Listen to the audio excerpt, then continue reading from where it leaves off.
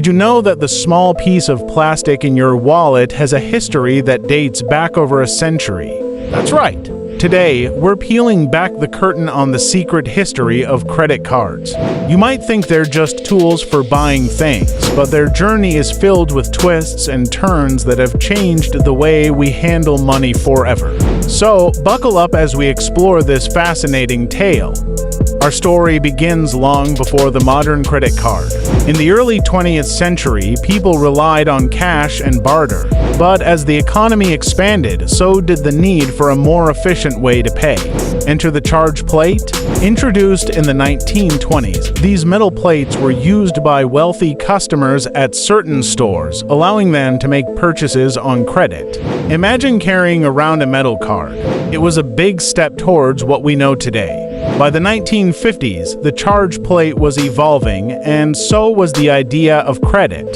Banks saw an opportunity to create a standardized payment method.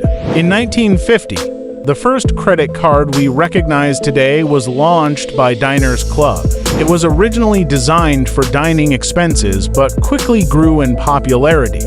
As the 1960s rolled in, credit cards exploded in popularity.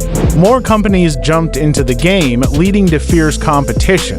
Visa and MasterCard emerged, changing the landscape of consumer finance. People loved the convenience of using a card instead of cash.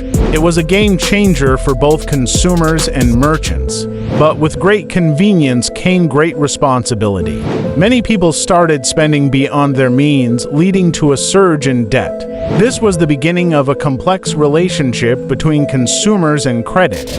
It wasn't long before the credit card became a double-edged sword. As credit card usage grew, so did consumer debt. By the 1980s, credit card debt was becoming a major issue in America. People found themselves trapped in a cycle of borrowing, leading to financial struggles for many.